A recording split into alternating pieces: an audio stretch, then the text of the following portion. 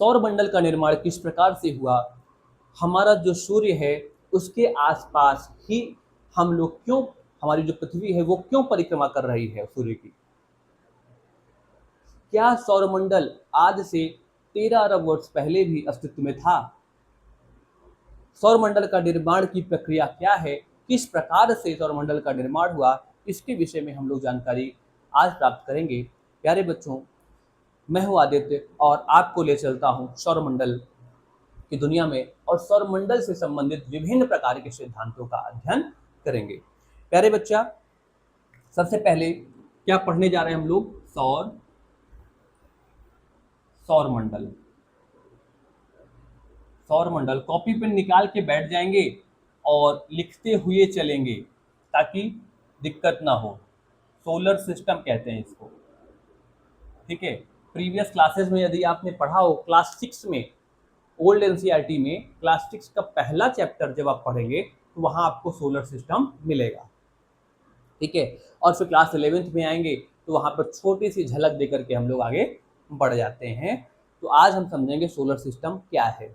तो बच्चा, solar system क्या है, तो सूर्य के गुरुत्वाकर्षण बल के अधीन बंधे विभिन्न पिंडों, गैस व धूल कणों के समूह को, उनके तंत्र को सौरमंडल कहते हैं, ठीक है। फिर इस सौरमंडल का निर्माण कैसे हुआ, इसके विषय में हम लोग अध्ययन करेंगे, ठीक है। पहले आप इसे नोट कर लें कि सौरमंडल होता क्या है। तो सौरमंडल सूर्य के गुरुत्वाकर्षण बल के अधीन बंधे विभिन्न पिंडों व धूल एवं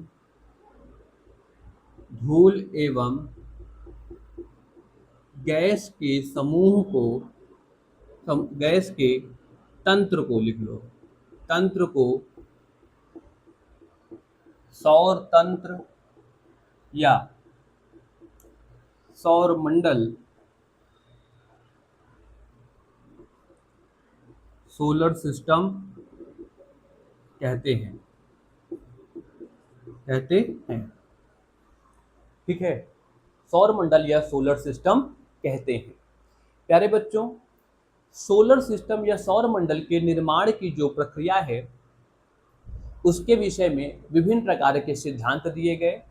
उन सब सिद्धांतों में जो सबसे महत्वपूर्ण सिद्धांत माना गया वो माना गया बिग बैंग नामक घटना के बाद उसकी प्रक्रिया से होने वाले निर्माण को ही सर्वाधिक महत्वपूर्ण माना गया है। इसके निर्माण से संबंधित विभिन्न सिद्धांत दिए गए और जो सिद्धांत दिए गए हैं, निर्माण से संबंधित जो सिद्धांत हैं, उनमें सिद्धांत में जो पहला सिद्धांत है वो है बेटा एक तारक सिद्धांत। एक तारक सिद्धांत में पहला है वायव्य राशि सिद्धांत, वायव्य राशि सिद्धांत, वायव्य राशि सिद्धांत जो कांट के द्वारा दिया गया है, जो इमैनुअल कांट के द्वारा दिया गया, कांट के द्वारा दिया गया। और दूसरा जो सिद्धांत है वो निहारिका सिद्धांत है, निहारिका सिद्धांत। ये जो सिद्धांत है वो दिया गया आपके लाप्लास महोदय के द्वारा, लाप्लास महोदय के द्वारा। दूसरा सिद्धांत जो है वो है आपका द्वैतारक सिद्धांत, द्वैतारक सिद्धांत। ये सिद्धांत दिया गया, इस सिद्धांत में जो पहला सिद्धांत इसका है वो है ग्रहाणु सिद्धांत, ग्रहाणु सिद्धांत जो दिया गया है चेम्बरलिन महोदय के द्वारा, चेम्बरलिन महोदय के द्वारा दिया गया। तीसरा सिद्धांत जो है वो गैस व धूल कण संबंधित सिद्धांत, धूल कण संबंधित सिद्धांत। ये सिद्धांत दिया गया जॉर्ज लेमेत्रे के द्वारा और ऑटो स्मिड के द्वारा, ऑटो स्मिड के द्वारा दिया गया सिद्धांत। प्यारे बच्चों, जैसा कि मैंने आपको प्रीवियस क्लासेस में बताया था कि बिग बैंग नामक जब घटना घटी, यानी कि इतना बड़ा जब विस्फोट हुआ, उस विस्फोट के उपरांत विभिन्न प्रकार की एनर्जी निकली, और जो एनर्जी निकली, उस एनर्जी के निकलने के बाद कुछ समय के पश्चात वही एनर्जी बड़े लंबे समय के पश्चात, लाखों वर्ष के पश्चात, विभिन्न प्रकार के छोटे छोटे पार्टिकल के रूप में कन्वर्ट हुई। ये बहुत लंबी प्रक्रिया हुई है, ठीक है ना, लंबी प्रक्रिया हुई, और छोटे छोटे पार्टिकल के रूप में बने छोटे द्रव्य आए, और ये जो पार्टिकल, ये धूल कण बने, विभिन्न प्रकार की गैसें आई, उसके साथ निकली थी। तो उन गैसों और धूल कणों के आपस में गुरुत्वाकर्षण के कारण बने हुए बादल, उन धूल कण और गैसों के गुरुत्वाकर्षण के कारण बने हुए बादल जो बने, उस बादल को निहारिका कहा गया। जैसा कि प्रीवियस क्लास में मैंने आपको बताया कि धूल कण व गैस के बादल को ही निहारिका कहा जाता है।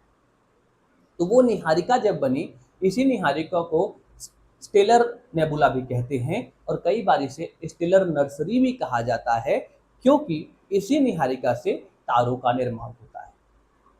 फिर निहारिका से क्या बना बेटा? बना प्रोटोस्टार। कैसे बना? तो सिकुड़ती हुई निहारिका ही क्या है? प्रोटोस्टार है ना भाई। उसमें कॉन्ट्रैक्शन हो रहा था ग्रेविटी के कारण, सेंटर ऑफ ग्रेविटी के कारण कॉन्ट्रैक्शन स्टार्ट था। तो जो स्टार्ट हुआ कॉन्ट्रैक्शन, उस प्रोसीजर को क्या कहा गया? प्रोटोस्टार। अब जब प्रोटोस्टार की अवस्था आई तो उसमें लगातार कॉन्ट्रैक्शन होता गया, ठीक है।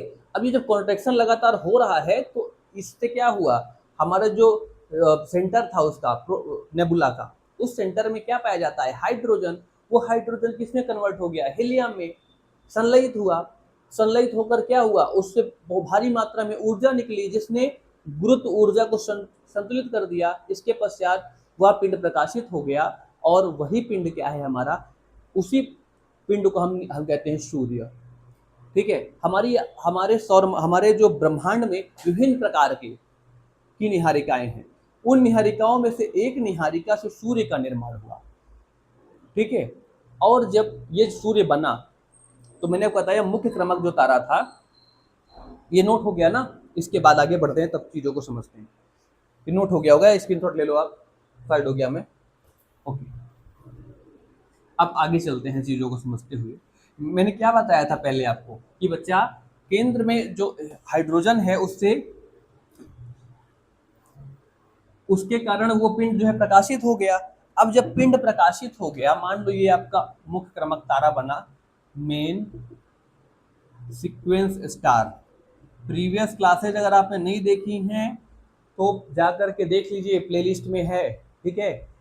तो वो देखेंगे तभी समझ में आएगी चीजें। तो मेन सीक्वेंस जो स्टार बना, इससे क्या हुआ कि नेबुला से ये बना, बनने के बाद यहाँ पे इस नेबुले का 99.8% भाग ये पिंड कवर कर लिया, और जो 0.2% भाग बचा ना, ये 0.2% भाग से विभिन्न प्रकार के धूल कण, विभिन्न प्रकार की गैसेज इसके चारों ओर फैल गई। किसके कारण? अपकेंद्रीय बल के कारण। अपकेंद्रीय बल के कारण। अब ये अपकेंद्रीय बल के कारण सूर्य से जो विभिन्न प्रकार के कण हैं, विभिन्न प्रकार की गैसें हैं, वो दूर गई। और दूर जब गई तो क्या हुआ? देखो, दो प्रकार के बल होते हैं इसमें। अगर किसी भी सर्कल को लोगे आप, किसी भी सर्कल को ले लोगे तो उसके दो प्रकार के बल हैं। एक क्या है? अभिकेंद्रीय बल, एक क्या है? अपकेंद्रीय बल। यानी अगर ये आपका एक मान लो सर्कल है, ठीक है, इसका ये सेंटर ये रहा, ठीक है ना। तो सेंटर की तरफ अगर कोई बल लग रहा है, सेंटर की तरफ अगर कोई बल लग रहा है, तो इस बल को कहेंगे अभिकेंद्रीय बल। क्या कहेंगे बेटा? अभिकेंद्रीय बल। और इस सेंटर के विपरीत में अगर इधर साइड कोई बल लग रहा है तो इस बल को कहेंगे अपकेंद्रीय बल। अपकेंद्रीय बल। और मैं आपको बता दूं कि सूर्य में भी यही चीजें हुई। क्या हुआ? सूर्य या कोई भी आप लोगे स्टार को, सब में यही चीजें। हम क्योंकि सूर्य का अध्ययन कर रहे हैं, मतलब हम अपने सौरमंडल का अध्ययन कर रहे हैं, इसलिए हम सूर्य की बात कर रहे हैं। तो सूर्य के केंद्र की ओर अभिकेंद्रीय बल लग रहा है, जिसे हम कहते हैं गुरुत्वाकर्षण बल, मास ऑफ ग्रेविटी, ठीक है ना। यानी कि ग्रेविटी, सेंटर ऑफ ग्रेविटी जिसे कहते हैं, सॉरी सेंटर ऑफ ग्रेविटी कहते हैं, सेंटर की ओर जो गुरुत्वाकर्षण बल लग रहा है उसी को हम अभिकेंद्रीय बल भी कह देते हैं, है ना। अब इस सेंटर के विपरीत दिशा में, इस सेंटर के विपरीत दिशा में लगने वाला बल अपकेंद्रीय बल है, अपकेंद्रीय बल है। और जब नेबुला से आपका स्टार बना तो इस स्टार के केंद्र में कुछ सीरियस मतलब कि जो केंद्र के गुरुत्वाकर्षण के क्षेत्र में आ गया, वो केंद्र की तरफ गया, संकुचित हो गया, कॉन्ट्रैक्शन। लेकिन कुछ ऐसे भी ऑब्जेक्ट, कुछ ऐसे कण उसमें थे जो सेंटर ऑफ ग्रेविटी के क्षेत्र में ना आकर के नहीं आए, वो अपकेंद्रीय बल से बाहर की ओर मुक्त हुए। अब जब ये मुक्त हो गए, छोटे छोटे पार्टिकल, विभिन्न प्रकार के गैस, ठीक है। अब ये जो पार्टिकल आप बाहर गए, धूल कण जो थे ये बाहर गए, ये छोटे छोटे वलय जिसे कहते हैं हम लोग रिंग, ये छोटे छोटे वलय बाहर की ओर निकले, इसे कहते हैं गैस के छल्ले, गैस के छल्ले। ये जो गैस के छल्ले हैं, इन गैस के छल्लों से फिर छोटे छोटे पार्टिकल का निर्माण हुआ, ये छोटे छोटे पार्टिकल। और ये जो छोटे छोटे पार्टिकल से एक ग्रुप बना, ये ग्रुप बना, इसे कहा गया ग्रहाणु। क्या कहा गया बेटा? ग्रहाणु। इसे कहते हैं प्लैनेटिज्मल, प्लैनेटिज्मल। तो ये ग्रहाणु बने। अब ये छोटे छोटे ग्रहाणु, एक ये ग्रहाणु, एक ये ग्रहाणु, एक ये ग्रहाणु बना। अब इन ग्रहाणुओं के आपस में टक्कर से, इन ग्रहाणुओं के आपस में टक्कर से क्या हुआ? एक बहुत बड़ा पिंड का निर्माण हुआ, एक बहुत बड़े पिंड का निर्माण हुआ। और ये पिंड जो है वो उस सन के चारों तरफ, इस सन के चारों तरफ चक्कर लगाने लगे, कई पिंड। क्यों?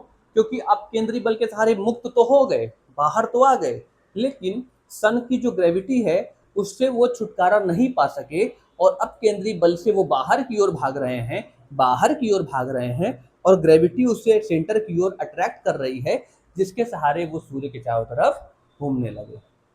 इसका एक बेहतर एग्जांपल ये हो सकता है कि दो लोग हाथ पकड़ के जब चारों तरफ घूमते हैं, देखो खींचते, एक दूसरे को खींचो तो क्या होगा? वो चारों तरफ घूमने लगेगा, घूमने लगेगा ना। किसी व्यक्ति को आप खींचो और वो आपको ना खींच पाए, वो आपको खींचे, आप उसको खींचो, और जब दोनों का फोर्स बराबर हो जाएगा तो व्यक्ति आपके चारों तरफ घूमना स्टार्ट कर देगा। यानी कि हम दोनों लोग एक दूसरे के सापेक्ष घूमने लगते हैं, है ना, घूमने लगते हैं एक दूसरे के सापेक्ष। उसी प्रकार सन के सापेक्ष जो ग्रह हैं वो चारों ओर घूमने लगे। पिंड का बात समझ आई? ग्रह का निर्माण कैसे हुआ? छोटे छोटे पार्टिकल, पहले गैस आई, गैस के छल्ले से छोटे छोटे पार्टिकल बने, उन पार्टिकल को ग्रहाणु कहा गया। ग्रहाणु से के टकराने से बड़े बड़े पिंड का निर्माण हुआ, और ये पिंड क्या कहलाए? ग्रह कहलाए। क्लियर? बात समझ आई कि नहीं समझ में आई? क्लियर हो रहा है ना? ऐसे ही नोट भी कर लेना आप, अगर नोट करना चाहें तो मैं बोल सकता हूँ, नोट करिएगा। नोट करिए क्या कि सूर्य मतलब कि ग्रह का निर्माण कैसे हुआ, इसमें आप नोट करिए, पहले स्टार्ट करिए, लिखिए कि वैज्ञानिकों के अनुसार निहारिकाओं में संकुचन के कारण स्टार का निर्माण हुआ। संकुचन के कारण भाई हाइड्रोजन लिखना चाहो तो हाँ, हाइड्रोजन परिवर्तित हुआ हीलियम में तो स्टार का निर्माण हुआ, इसलिए संक्षेप में लिख रहे हैं हम लोग, ठीक है, पीछे पढ़ चुके हो। किसका निर्माण हुआ? निहारिकाओं, भाई निहारिकाओं से विभिन्न प्रकार के स्टार का निर्माण हुआ, विभिन्न प्रकार की निहारिकाओं से स्टार का निर्माण हुआ।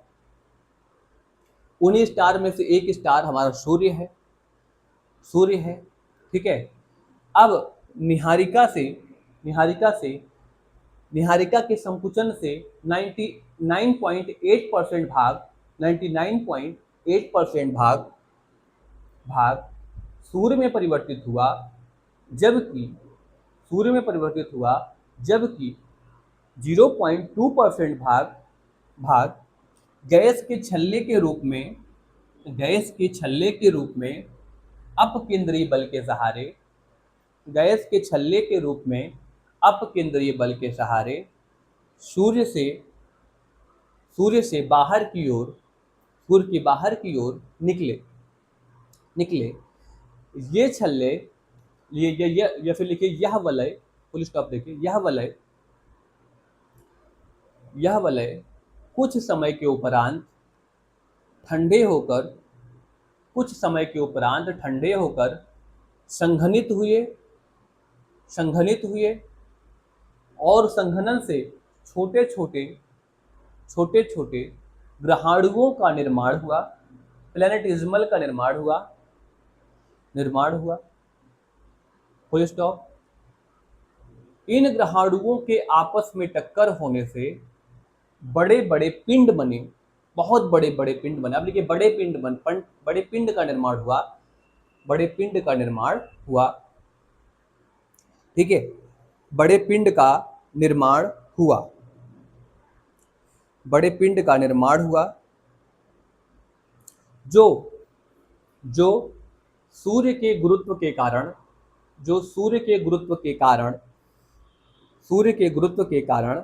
बंधे रहकर सौरमंडल का निर्माण करते हैं।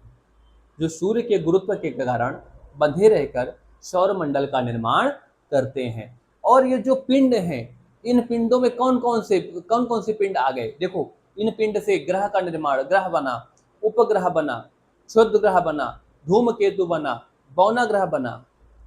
ठीक है, कैसे कैसे आया उसके विषय में हम लोग चर्चा करेंगे। तो पिंड तो बन गया, अब बात करेंगे हम लोग ग्रह की, क्योंकि ग्रह क्या होता है। ठीक है, सबसे पहले तो भाई पिंड बना, तो पिंड से पहले क्या बनाएंगे हम लोग? ग्रह के बारे में समझते हैं, क्योंकि पृथ्वी एक ग्रह है ना। तो ग्रह का निर्माण किस प्रकार से हुआ है उसके विषय में अध्ययन करते हैं।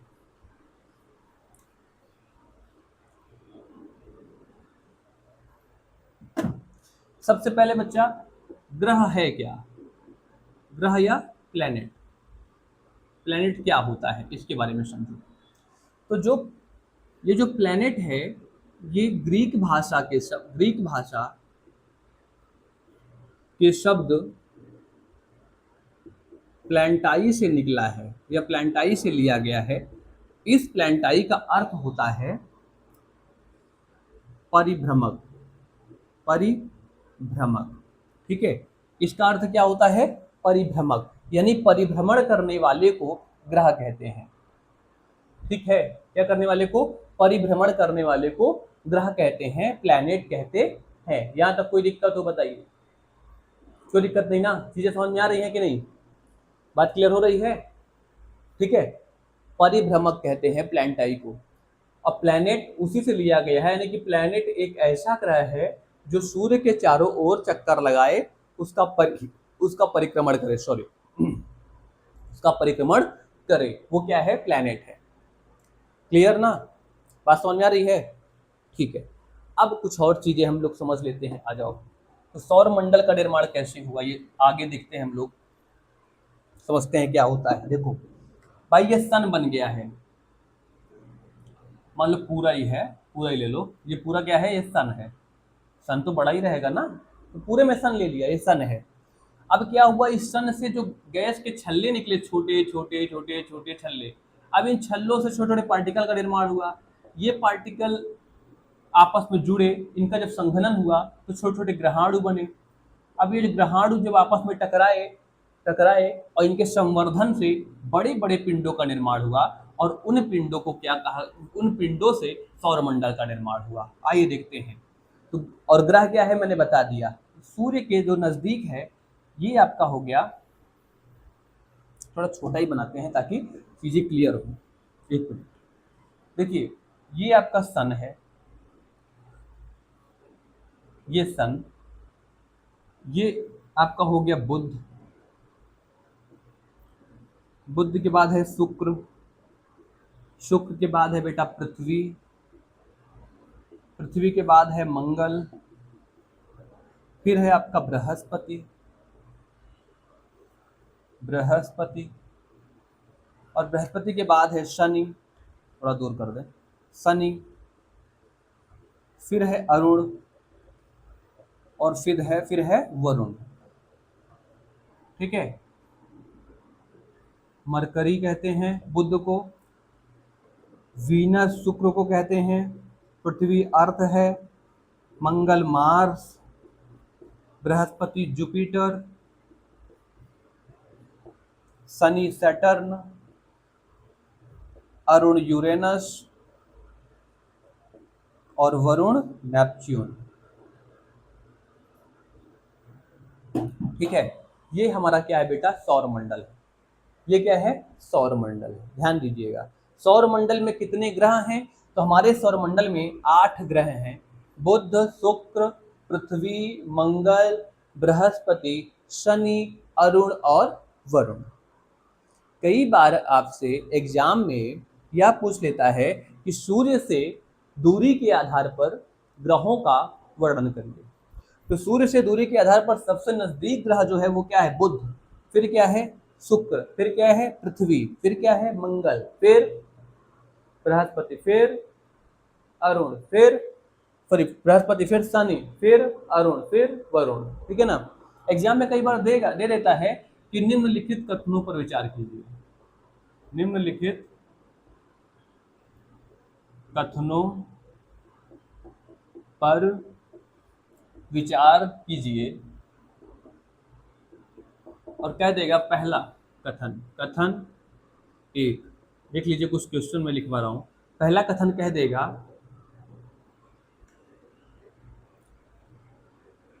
कि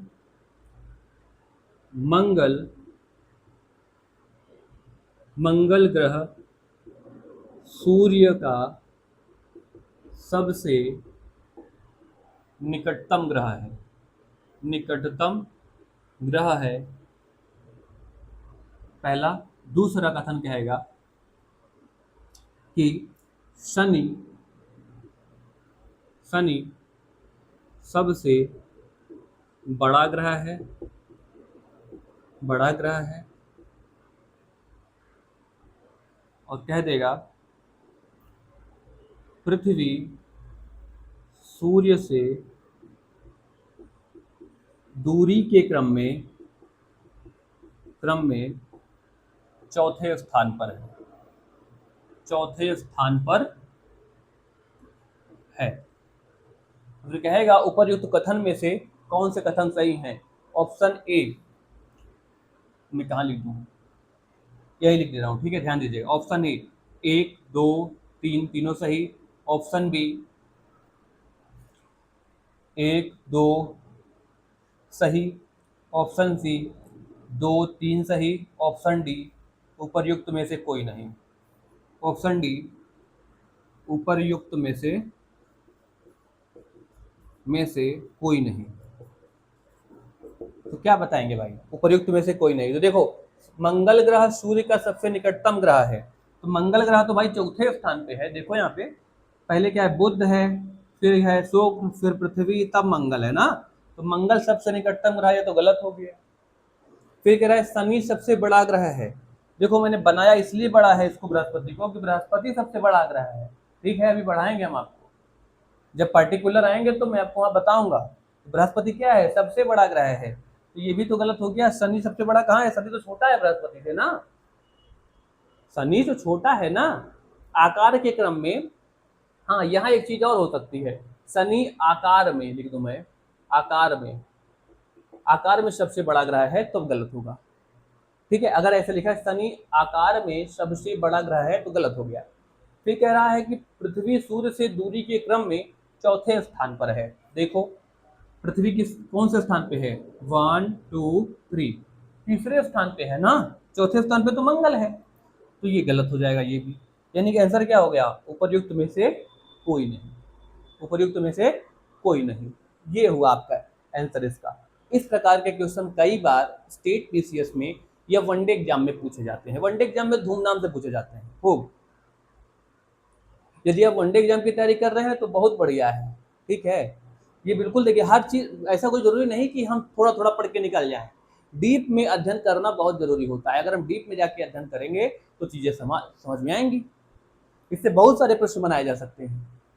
ठीक है, इससे प्रश्न और भी बनाया जा सकता है। कह देगा आपको अभी, अब मैं पढ़ाने वाला हूँ इसके बाद, कि द्वैतारक सिद्धांत के अनुसार, यही बताऊंगा अभी, इसको आप नोट कर लीजिए, फिर बताऊंगा कि द्वैतारक सिद्धांत के अनुसार जो ग्रह है ना, उन्हें विभिन्न प्रकार के दो, मतलब कि उसे दो भागों में वर्गीकृत किया गया है। पहला वर्ग है आपका पार्थिव ग्रह, या इसे कहते हैं टेरेस्ट्रियल प्लैनेट, दूसरा है आपका जोवियन ग्रह यानी जोवियन प्लैनेट।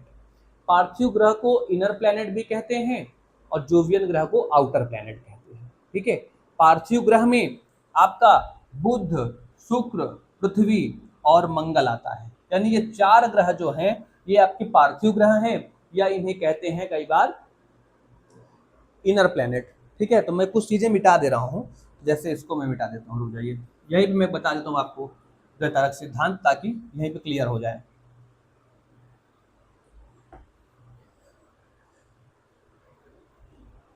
यहीं पे क्लियर हो जाए। देखिए बच्चा, द्वैतारक सिद्धांत के अनुसार जो ग्रह हैं उनकी 2 श्रेणी है। क्या? द्वैतारक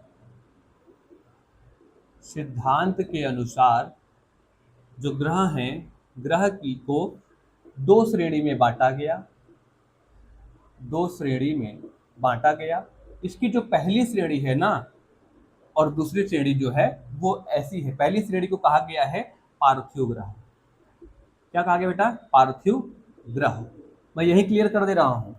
और दूसरा कहा गया बेटा जोवियन ग्रह, जोवियन ग्रह।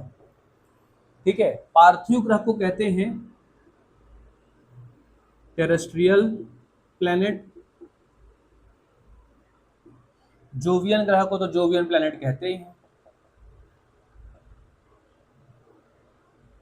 Jovian planet. अब देखो पार्थिव ग्रह में ये जो 4 ग्रह आपके हैं, ये चारों ग्रह पार्थिव ग्रह हैं। कौन कौन से? बुध, शुक्र, पृथ्वी और मंगल। ठीक है, ये पार्थिव ग्रह में आते हैं।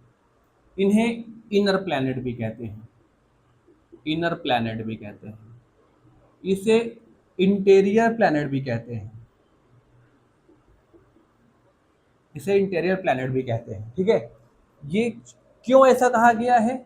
इसे बृहस्पति को आधार बनाकर, बृहस्पति को आधार बनाकर बताया गया कि बुध, शुक्र, पृथ्वी और मंगल जो हैं वो पार्थिव ग्रह हैं या इनर प्लैनेट हैं या इसे इंटीरियर प्लैनेट भी कहते हैं। और जो बृहस्पति ग्रह के बाद के ग्रह हैं वो बृहस्पति समेत, बृहस्पति को लेकर बृहस्पति के बाद के सभी ग्रह जोवियन प्लैनेट के अंतर्गत आते हैं। यानी कि बृहस्पति, शनि, अरुण और वरुण, ये सब किसमें आएंगे? किसके अंतर्गत? वो आएंगे आपके जोवियन ग्रह के अंतर्गत। यहां तक कोई दिक्कत हो तो बताइए, यहां तक कोई समस्या हो तो बताइए बच्चा। कोई दिक्कत नहीं ना? चले आगे, समझे बातों को? ठीक है, अब इस बात को समझ लिया आपने, बात समझ में आई है? ये समझ में आ गया ना? ठीक है, तो बच्चा ये चीजें हैं, ये आपका एक पार्थिव ग्रह है, दूसरा जोवियन ग्रह है।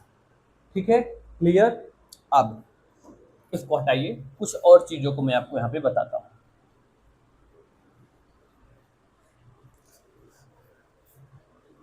जो प्लैनेट हैं,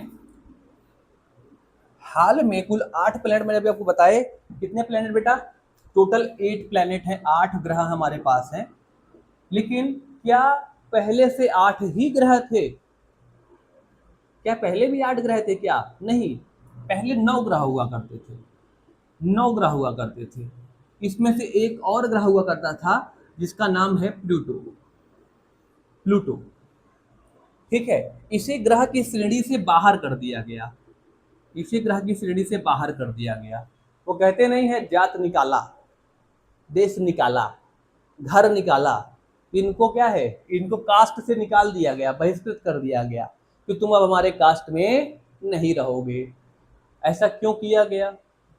ये एक महत्वपूर्ण प्रश्न हो सकता है कि बच्चा ऐसा किया क्यों गया, क्या रीजन था? तो देखिए, वर्तमान में किसी भी पिंड को ग्रह की श्रेणी में रखने के लिए कुछ शर्तें बताई गई हैं। वो शर्तें क्या क्या हैं ये समझना बहुत जरूरी है। तो क्या क्या शर्तें हैं बच्चा?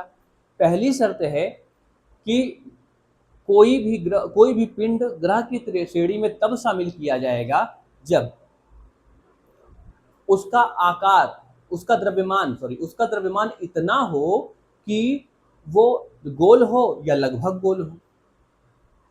दूसरा, वो पिंड सूर्य की परिक्रमा कर रहा हो। ठीक है, और तीसरा, जो पिंड है वो वो पिंड सूर्य की परिक्रमा करते हुए किसी अन्य ग्रह या किसी अन्य पिंड के परिक्रमण पथ को न काटे। ये 3 शर्तें यदि पूरी करता है तब उसे हम ग्रह की श्रेणी में रखेंगे। ठीक है, ये चीज बताई गई। तो हुआ क्या, देखो ये आपका सन है, मरकरी, वीनस, अर्थ, मार्स, जुपिटर, सैटर्न, यूरेनस और नेपच्यून। यहीं पे, यहीं आसपास आपका ये प्लूटो भी था, नेपच्यून के आसपास ये प्लूटो। और जो प्लूटो है, क्योंकि ये सारे ग्रह क्या कर रहे हैं, सूर्य का परिक्रमा कर रहे हैं, सूर्य की परिक्रमा कर रहे हैं, सूर्य की परिक्रमा कर रहे हैं, सूर्य की परिक्रमा कर रहे हैं सारे ग्रह। तो ये भी सूर्य की परिक्रमा कर रहा है यूरेनस, इसके साथ साथ प्लूटो भी सूर्य की परिक्रमा कर रहा है। लेकिन ये परिक्रमा करते हुए, परिक्रमा करते हुए जो आपके यूरेनस है, सॉरी नेपच्यून है, इस नेपच्यून के पथ को काट देता है। और जब इस नेपच्यून के पथ को यह काट देता है तो ये हमारे सिद्धांत, हमारी जो शर्तें है उसमें फिट नहीं बैठता। तो फिट नहीं बैठता है तो इसे बाहर किया गया। कब किया गया इसके विषय में समझिए, कब किया गया ये समझाता हूं मैं आपको। देखिए 2006 में IAU यानी कि इंटरनेशनल एस्ट्रोनॉमिकल यूनियन की एक बैठक हुई, यानी कि अंतरराष्ट्रीय अंतरराष्ट्रीय खगोलिकी संघ IAU की एक बैठक हुई 2006 में।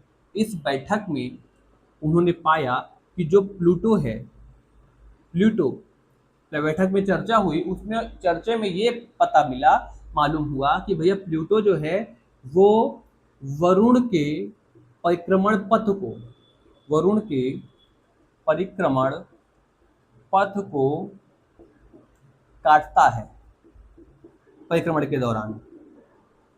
ठीक है, काटता है। तो ये जो है ग्रहों की जो शर्तें हैं ना, ग्रह होने की शर्त, ग्रह के लिए हमने शर्तें बनाई। शर्त में नंबर 1 शर्त क्या है, लुक यहाँ पे नोट ही कर देता हूं मैं। पहली शर्त जो है वो ये कहता है भाई कि जो पिंड है उसका द्रव्यमान इतना होना चाहिए कि वो पिंड जो है वो गोल हो, या गोल, लगभग गोल हो, गोल हो या लगभग गोल, लगभग गोल हो। ठीक है ना, स्फेरिकल हो या नियर अबाउट स्फेरिकल हो। और दूसरा, वह सूर्य का चक्कर लगा रहा हो, सूर्य का चक्कर लगा रहा हो, सूर्य की परिक्रमा कह दूं मैं, सूर्य की परिक्रमा कर रहा हो। और तीसरा जो है, सूर्य की परिक्रमा करते हुए किसी अन्य पिंड, किसी अन्य पिंड के परिक्रमण या परिभ्रमण पथ या परिक्रमण पथ को वो काट न रहा हो, काट न रहा हो। अब देखो, 2 शर्तें तो ठीक हैं, ये प्लूटो का द्रव्यमान इतना है कि ये लगभग गोल है, पहला। और दूसरा, सूर्य की परिक्रमा कर रहा है, तो हाँ भाई ये सूर्य की परिक्रमा कर रहा है, सूर्य बड़ा है, बहुत बड़ा है, वो ऐसे बना दिया, ठीक है। तो सूर्य की परिक्रमा कर रहा है, लेकिन ये जो है ये वरुण के परिक्रमण पथ को ये काट दे रहा है, ऐसे आके काट दे रहा है। कहीं काटता है, कहाँ काटता है ये पता नहीं हमको, ठीक है। और आपको पता है तो आप, सॉरी, ठीक है, मुझे नहीं मालूम है इस चीज के बारे में, कहाँ काटता है ये नहीं मालूम, लेकिन हाँ काटता है, ठीक है। तो परिक्रमण, इसलिए तीसरी शर्त क्योंकि कंप्लीट नहीं कर पा रहा है, इसलिए इसे ग्रह की श्रेणी से, प्लूटो को इसलिए यहाँ लिख देता हूं, इसे ग्रह की श्रेणी से बाहर निकाल दिया गया, बाहर निकाल दिया गया। और कहाँ रखा गया, फिर इसे बौने ग्रह की श्रेणी में रखा गया, बौने ग्रह की श्रेणी में रखा गया। और फिर बाद में इसके लिए एक अलग से श्रेणी बनाई गई जिसे प्लूटॉई कहा गया, प्लूटाई कहा गया, ठीक है। इसके लिए अलग से श्रेणी ही बना दी गई जिसका नाम क्या है बेटा, प्लूटाई है। बात समझ में आई क्या, प्लूटाई नाम की श्रेणी। यानी 2006 में बौना ग्रह जो एक ग्रह हुआ करता था, प्लूटो जो एक ग्रह हुआ करता था उसे बौने ग्रह की श्रेणी में शामिल किया गया और बाद में इसके लिए एक अलग श्रेणी की निर्मित की गई जिसे प्लूटाई कहा गया। यहां तक बात क्लियर हुई कि नहीं? हो गई ना? इसे आप नोट कीजिए, फिर आगे बढ़ते हैं। नोट कर लिया होगा आप लोगों ने या स्क्रीनशॉट ले लिया होगा?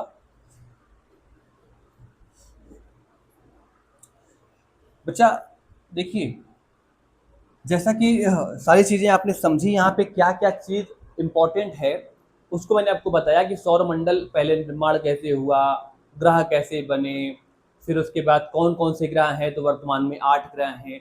क्या पहले भी 8 ही ग्रह थे? क्या नहीं, पहले 9 ग्रह थे। तो 9वां ग्रह कौन सा था? सर प्लूटो था। प्लूटो को क्यों बाहर किया गया? क्योंकि ये ग्रहों की जो शर्तें हैं, वर्तमान में किसी भी पिंड को ग्रह मानने की कुछ शर्त निर्धारित की गई है, उनमें से एक शर्त को यह नहीं, एक शर्त पर यह नहीं फिट बैठता है। सर वो शर्त कौन सी है? वो शर्त है कि कोई भी पिंड जो सूर्य की परिक्रमा कर रहा है वो किसी दूसरे पिंड के परिक्रमण पथ को नहीं काटेगा, जबकि जो प्लूटो है वो काट रहा है। 2 शर्तें पूरी करता है, उसका वजन इतना, उसका द्रव्यमान इतना है कि वो लगभग गोल है। दूसरा, वो सूर्य की परिक्रमा करता है। तीसरा, सूर्य की परिक्रमा करते हुए किसी दूसरे पिंड के परिक्रमण पथ की को काटेगा नहीं, लेकिन ये काट दिया इसने। जब ये काट दे रहा है तो 2006 में IAU की बैठक में इसे इसे ग्रह की श्रेणी से बाहर निकाल दिया गया, इसे ज्याति निकाला दे दिया गया और इसे बौने ग्रह की श्रेणी में रखा गया और बाद में इसके लिए प्लूटाई नामक श्रेणी निर्मित की गई। बात समझ आई? यहाँ तक कोई दिक्कत हो तो बताइए। क्लियर ना? अब कुछ चीज़ों के बारे में मैं आपको बता देता हूँ बच्चा। और जैसा कि मैंने बताया अभी आपको कि हमारे पास कुल कितने ग्रह हैं? 8 ग्रह हैं। कितने ग्रह हैं? 8 ग्रह हैं। उन 8 ग्रहों में मैंने आपको बताया कुछ को जोवियन ग्रह कहा गया और कुछ को टेरेस्ट्रियल, कुछ को पार्थिव ग्रह कहा गया। तो जोवियन ग्रह जो है वो पृथ्वी के बाद वाला है, सॉरी अर्थ के, उसके जुपिटर के बाद वाले ग्रह को जोवियन कहा गया और जोवियन और जुपिटर के पहले वाले जितने ग्रह हैं उन सबको क्या कहा गया? उन सबको पार्थिव ग्रह कहा गया है। ठीक है, अब हम क्या करेंगे? पर्टिकुलर एक एक प्लैनेट उठाएंगे और उनके बारे में अध्ययन करेंगे। ठीक है बेटा, बात समझ में आ रही है ना? एक एक ग्रह उठाएंगे और उसके बारे में हम लोग अध्ययन करेंगे। ठीक है, और यही नहीं बल्कि उससे संबंधित विभिन्न प्रकार की चीजों को भी हम लोग समझेंगे और इसके लिए हम लोग मिलेंगे अगली क्लास में बच्चा। तब तक के लिए आप लोग रिवीजन कीजिए, ढेर सारी शुभकामनाएं, खूब पढ़िए, खूब एंजॉय कीजिए क्लास को। मिलते हैं अगली क्लास में। Bye bye.